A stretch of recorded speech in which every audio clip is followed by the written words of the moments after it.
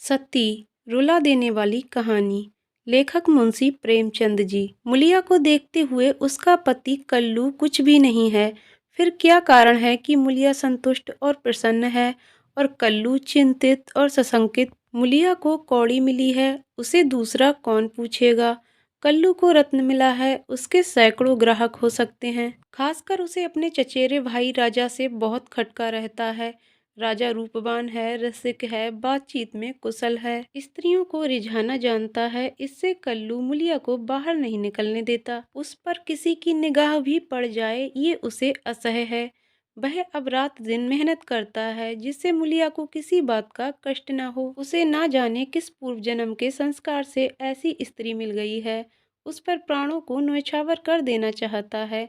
मुलिया का कभी सिर भी दुखता है तो उसकी जान निकल जाती है। मुलिया का भी यही हाल है कि जब तक वह घर नहीं आ जाता मछली की भांति तड़पती रहती है। गांव में कितने ही युवक हैं जो मुलिया से छेड़छाड़ करते रहते हैं, पर उस युवती की दृष्टि में कुरूप कलुआ संसार भर के आदमियों से अच्छा है। एक दिन राजा ने कहा, भाभी भैया तुम्हारे जोगना थे। मुलिया बोली, भाग में तो बह लिखे थे, तुम कैसे मिलते। राजा ने मन में समझा, बस अब मार लिया। बोला, विधि ने यही तो भूल की। मुलिया मुस्कुराकर बोली, अपनी भूल तो वही सुधारेगा। राजा निहाल हो गया। तीज के दिन कल्लू मुलिया के लिए लट्ठे की साड़ी लाया। चाहता तो था कोई अच्छी साड़ी ले, पर रुपए ना थे और बजाज ने उधार न माना। राजा भी उसी दिन अपने भाग्य की परीक्षा करना चाहता था। एक सुंदर चुन्नी लाकर मुलिया को भेंट की। मुलिया ने कहा, मेरे लिए तो साड़ी आ गई है। राजा बोला, मैंने देखी है तभी तो मैं इसे लाया, तुम्हारे लायक नहीं है। भैया को किफायत भी सूझती है। तो ऐसी बातों में मुलिया कटाक्ष करके बोली, तुम समझा क्यों नहीं देते। राजा पर एक कुल्हड़ का नशा चढ़ गया। बोला, बूढ़ा तोता नहीं पड़ता है। मुलिया, मुझे तो लट्ठे की साड़ी ही पसंद है। राजा, जरा ये चुनरी पहनकर देखो कैसी खिलती है। मुलिया, जो लट्ठा पहनाकर खुश होता है वह चुनरी पहन लेने से खुश ना होगा। उन्हें चुंदरी पसंद होती तो चुंदरी ही लाते। राजा, उन्हें दिखाने का काम नहीं है। मुलिया विस्मय से बोली, मैं क्या उनसे बिना पूछे ले लूंगी। राजा, इसमें पूछने की कौन सी बात है, जब वह काम पर चला जाए पहन लेना, मैं भी देख लूंगा। मुलिया ठट्ठा मारकर हंसती हुई बोली, ये ना होगा देवर जी, कहीं देख लें तो मेरी सामत ही आ जाए। इसे तुम लिए जाओ। राजा ने आग्रह करके कहा, इसे ना लोगी भाभी तो मैं जहर खा के सो रहूंगा। मुलिया ने साड़ी उठाकर आले पर रख दी और बोली, अच्छा लो, अब तो खुश हुए। राजा ने उंगली पकड़ी, अभी तो भैया नहीं है, जरा पहन लो। मुलिया ने अंदर जाकर चुनरी पहन ली और फूल की तरह महकती दमकती बाहर आई। राजा ने पहुंचा पकड़ने को हाथ फैलाया।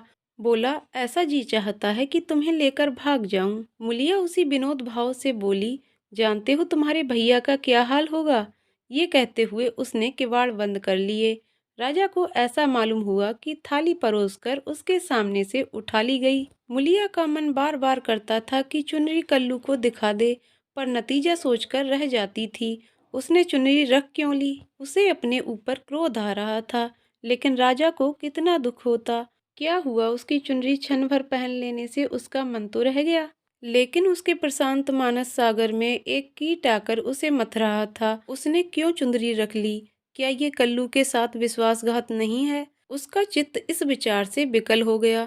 उसने मन को समझाया, विश्वासघात क्यों हुआ, इसमें विश्वासघात की क्या बात है।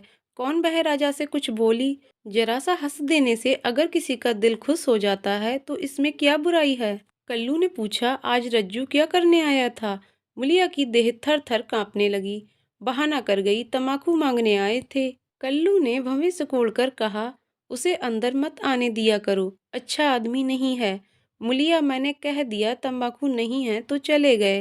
कल्लू ने अब की तेजस्विता के साथ कहा, क्यों झूठ बोलती है, वह तंबाकू मांगने नहीं आया था। मुलिया, तो और यहाँ क्या करने आते। कल्लू, चाहे जिस काम से आया हो, तंबाकू मांगने नहीं आया। वह जानता था मेरे घर में तंबाकू नहीं है, मैं तंबाकू के लिए उसके घर गया था। मुलिया की देह में काटो तो लहू नहीं, चेहरे का रंग उड़ गया। सिर झुकाकर बोली, मैं किसी के मन का हाल क्या जानूं। आज तीज का रत जगा था। मुलिया पूजा का सामान कर रही थी, पर इस तरह जैसे मन में जरा सी भी उत्साह, जरा सी भी श्रद्धा नहीं है। उसे ऐसा मालूम हो रहा था उसके मुख में कालिमा पुत गई है और अब वह कल्लू की आंखों में गिर गई है। उसे अपना जीवन निराधार सा जान पड़ता था। सोचने लगी, भगवान ने मुझे ये रूप क्यों दिया? ये रूप ना होता तो राजा क्यों मेरे पीछे पड़ता और क्यों आज मेरी ये गत होती? मैं काली कुरूप रहकर इससे कहीं सुखी रहती। तब तो मन इतना चंचल ना होता। जिन्हें रूप की कमाई खानी हो वह रूप पर फूले। यहाँ तो इसने मटिया मेट कर दिया। न जाने उसे कब झपकी आ गई तो देखती है कल्लू मर गया है और राजा घर में घुसकर उसे पकड़ना चाहता है।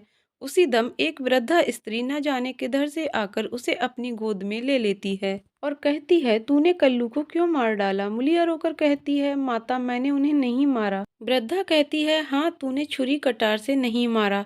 उस दिन तेरा तप छीन हो गया और इसी से वह मर गया। मुलिया ने चौकन्नी आंखें खोल दी। सामने आंगन में कल्लू सोया हुआ था। वह दौड़ी हुई उसके पास गई और उसकी छाती पर सिर रखकर फूट फूट कर रोने लगी। कल्लू ने घबराकर पूछा, कौन है? मुलिया क्यों रोती है? क्या डर लग रहा है? मैं तो जाग ही रहा हूँ। मुलिया ने सिसकते हुए कहा, मुझसे आज एक अपराध हुआ है, उसे क्षमा कर दूं। कल्लू उठ बैठा, क्या बात है, कहो। तो रोती क्यों हो? मुलिया, राजा तम्बाकू मांगने नहीं आया था, मैंने तुमसे झूठ कहा था। कल्लू हंसकर बोला, वह तो मैं पहले ही समझ गया था। मुलिया, वह मेरे लिए चुंदरी लाया था, तुमने लौटा दी? मुलिया कांपती हुई बोली, मैंने ले ली, कहते थे मैं जहर महूर खा लूंगा। कल्लू निर्जीव की भांति खाट पर गिर पड़ा और बोला, तो रूप मेरे बस का नहीं है। देव ने कुरूप बना दिया तो सुंदर कैसे बन जाऊं? कल्लू ने अगर मुलिया को खौलते हुए तेल में डाल दिया होता तो भी उसे इतनी पीड़ा न होती। कल्लू उस दिन से कुछ खोया खोया सा रहने लगा। जीवन में ना वह उत्साह रहा, ना वह आनंद। हंसना बोलना भूल सा गया। मुलिया ने उसके साथ जितना विश्वासघात किया था उससे कहीं ज्यादा उसने समझ लिया और ये भ्रम उसके हृदय में केवड़े के समान चिपट गया। वह घर अब उसके लिए केवल लेटने बैठने का स्थान था और मुलिया केवल भोजन बना देने वाली मशीन। आनंद के लिए वह कभी कभी ताड़ी खाने चला जाता था। चरस के दम लगाता। मुलिया उसकी दशा देख देख कर अंदर ही अंदर कुढ़ती थी। वह उस बात को उसके दिल से निकाल देना चाहती थी, इसलिए उसकी सेवा और मन लगाकर करती, उसे प्रसन्न करने के लिए बार बार प्रयत्न करती, पर वह जितना ही उसको खींचने की चेष्टा करती उतना ही वह उससे विचलता था, जैसे कोई कटिए में फंसी हुई मछली हो। कुशल ये था कि राजा जिस अंग्रेज के यहाँ खानसामा था उसका तबादला हो गया और राजा उसके साथ चला गया था, नहीं तो दोनों भाइयों में से किसी न किसी का जरूर खून हो जाता। इस तरह साल भर बीत गया। एक दिन कल्लू रात को घर लौटा तो उसे ज्वर था। दूसरे दिन उसकी देह में दाने निकल आए। मुलिया ने समझा माता है, मान मनौती करने लगी, मगर 4-5 दिन में ही दाने बढ़कर आंवले पड़ गए और मालूम हुआ कि ये माता नहीं है। उपदेश है, कल्लू के कुलसित भोग विलास का ये फल था। रोग इतनी भयंकरता से बढ़ने लगा कि आंवलों में मवाद पड़ गया और उनमें से ऐसी दुर्गंध उड़ने लगी कि पास बैठते नाक फटती थी। देहात में जिस प्रकार का उपचार हो सकता था वह मुलिया करती थी, पर कोई लाभ न होता था और कल्लू की दशा दिन ब दिन बिगड़ती जाती थी। उपचार की कसर वह अबला अपनी स्नेहमय सेवा से पूरी करती थी।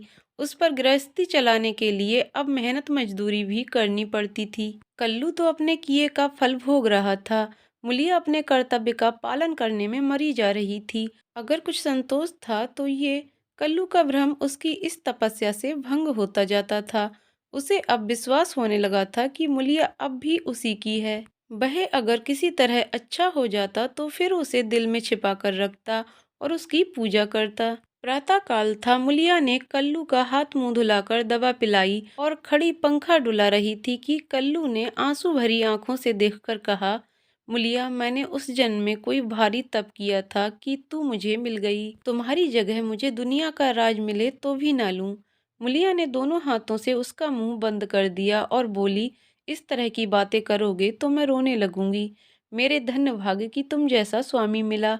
ये कहते हुए उसने दोनों हाथ पति के गले में डाल दिए और लिपट गई। फिर बोली, भगवान ने मुझे मेरे पापों का दंड दिया है।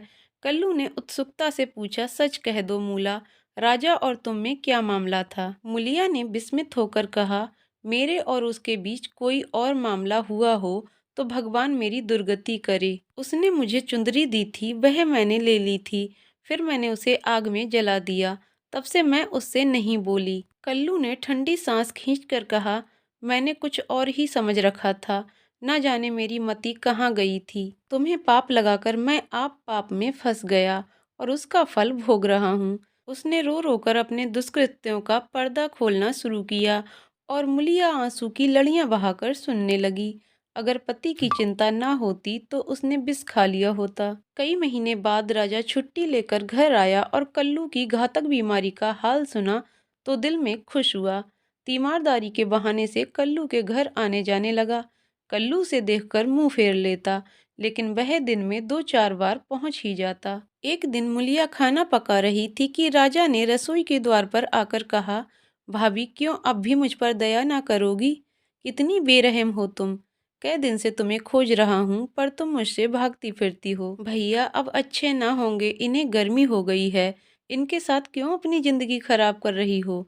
तुम्हारी फूल जैसी देह सूख गई है, मेरे साथ चलो कुछ जिंदगी की बहार उड़ाएं। ये जवानी बहुत दिन ना रहेगी। ये देखो तुम्हारे लिए एक करण फूल लाया हूँ, जरा पहनकर मुझे दिखा दो। उसने करण फूल मुलिया की ओर बढ़ा दिया। मुलिया ने उसकी ओर देखा भी नहीं, चूल्हे की ओर ताकती हुई बोली, लाला तुम्हारे पैरों पड़ती हूँ, मुझे मत छेड़ो। ये सारी विपत्ति तुम्हारी लाई हुई है, तुम ही मेरे शत्रु हो, फिर भी तुम्हें लाज नहीं आती। कहते हो भैया अब किस काम के हैं, मुझे तो अब वह पहले से भी कहीं ज्यादा अच्छे लगते हैं। जब मैं ना होती तो वह दूसरी सगाई कर लेते, अपने हाथों ठोक खाते। आज मैं ही उनका आधार हूँ, वह मेरे सहारे जीते हैं। अगर मैं इस संकट में उनके साथ दगा करूं तो मुझसे बढ़कर अधम कौन होगा? जबकि मैं जानती हूँ कि इस संकट का कारण भी मैं ही हूँ। राजा ने हंसकर कहा, ये तो वही हुआ जैसे किसी की दाल गिर गई तो उसने कहा, मुझे तो सूखी ही अच्छी लगती है। मुलिया ने सिर उठाकर उसकी ओर सजोत नेत्रों से ताकते हुए कहा, तुम उनके पैरों के धूल के बराबर नहीं हो लाला। क्या कहते हो तुम? उजले कपड़े और चिकने मुखड़े से कोई आदमी सुंदर नहीं होता। मेरी आंखों में तो उसके बराबर कोई दिखाई नहीं देता। कल्लू ने पुकारा, मूला थोड़ा पानी दे। मुलिया पानी लेकर दौड़ी। चलते चलते करण फूल को ऐसा ठुकराया कि आंगन में जा गिरा।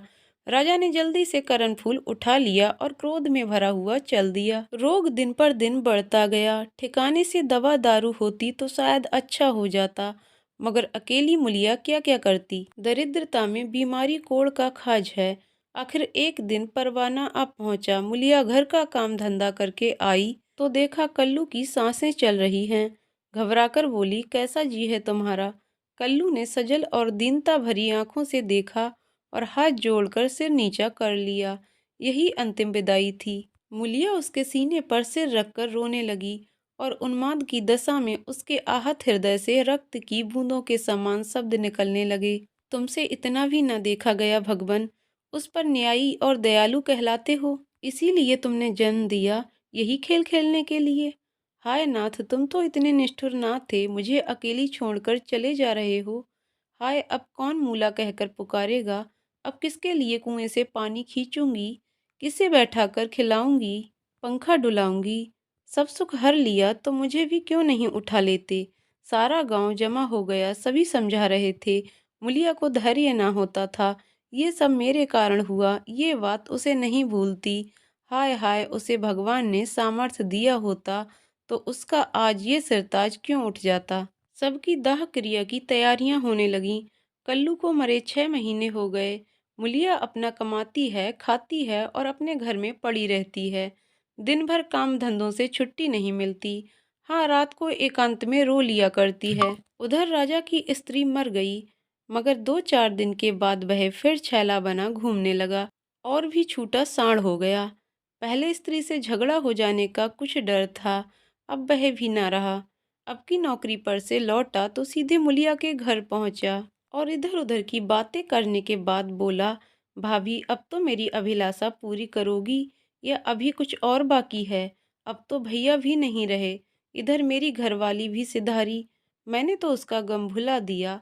तुम कब तक भैया के नाम को रोती रहोगी? मुलिया ने घृणा से उसकी ओर देखकर कहा, भैया नहीं रहे तो क्या हुआ? भैया की याद तो है, उनका प्रेम तो है, उनकी सूरत तो दिल में है, उनकी बातें तो कानों में हैं। तुम्हारे और दुनिया के लिए वह नहीं है, मेरे लिए तो अब भी वैसे ही जीते जागते हैं। मैं अब भी उन्हें वैसे ही देखती हूँ। पहले तो देह का अंतर था, अब तो वह मुझसे और भी नागीच हो गए हैं, और ज्यों-ज्यों दिन बीतेंगे और भी नागीच होते जाएंगे।